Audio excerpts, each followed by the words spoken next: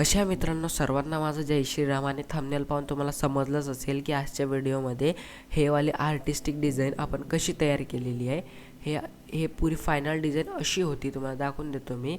आता यामध्ये मी तुम्हाला याच्या डिस्क्रिप्शनमध्ये अख्खी PhD देऊ शकलो असतो, पण वांदा काय झाला, ते होते पुरी PhD 5.5 GB, कारण हा 10x20चा बॅकग्राऊंड आहे, 10x20चा बॅनर आहे, म्हणून प्रॉब्लेम होऊन राहिला. म्हणून आपण याचं मटेरियल तुम्हाला देणार आहे. त्या मटेरियलचा त्याचा झिप फाईलचा 2 स्टेपमध्ये पासवर्ड देणार आहे. त्याकरिता व्हिडिओ संपूर्ण बघ जा.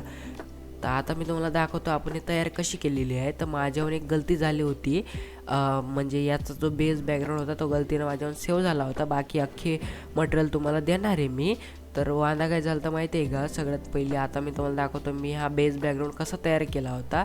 सगळ्यात पहिले तर हे अलग आहे. सगळ्यात पहिले मी एक मोरपंखी बॅकग्राऊंड घेतला होता, त्यामध्ये त्याला गॉशन करून एक पंढरपूरचा बॅकग्राऊंड मंदिराचा फोटो टाकला होता आणि त्याच्यावर एक गॉशनचा टेक्स्चर टाकून कृष्ण भगवानचा फोटो असा बेस बॅकग्राऊंड आपण बनवला होता. पण ते वांदा असा झाला होता की गलतीनं माझ्यावर सेव्ह झाला होता, पण आपला कृष्ण भगवानचा फोटो घेतलाही नाही तरी चालते, कारण त्याच्यावर पांडुरंगांचा फोटो येणार आहे. तर तुम्हाला दाखवतो मी कशी तयार केला होता. सगळ्यात पहिले हा बेस बॅकग्राऊंड होता, बघू शकता, आणि त्यावर एक मोरपंखी बॅकग्राऊंड मी एका साईडने टाकला होता. नंतर एक पांडुरंगांचा फोटो टाकला होता मी असावाला, म्हणजे एकदम आर्टिस्टिक डिझाईन आहे. क्लायंटला आर्टिस्टिक डिझाईन हवी होती म्हणून आपण एकदम अलग बनवलेला आहे हो. असं बॅकग्राऊंड आणि असं बॅनर तुम्हाला यूट्यूबवर कमीच याच्यात दिसणार आहे. मला तर नाही वाटत की असं आर्टिस्टिक डिझाईन कोणी आजपर्यंत बनवलं असेल.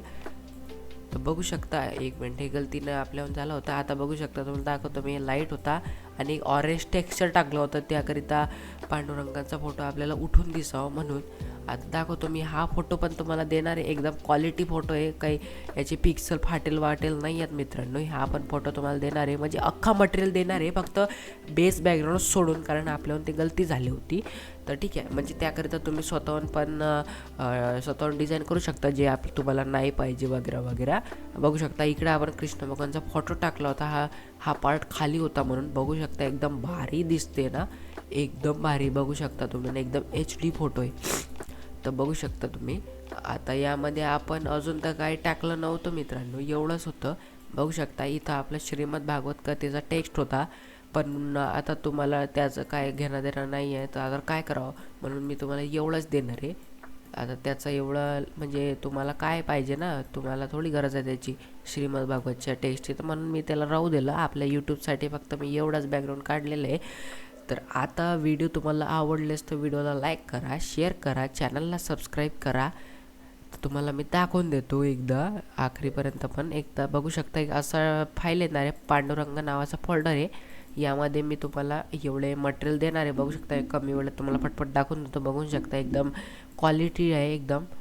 आता बघू शकता हे फोटो आहे, पांडुरंगांचा फोटो आहे, लाईट्स वगैरे आहे, आणि हे बेस बॅकग्राऊंड एक दुसऱ्या पांडुरंगांचा फोटो आहे. तर भेटू नेक्स्ट व्हिडिओमध्ये.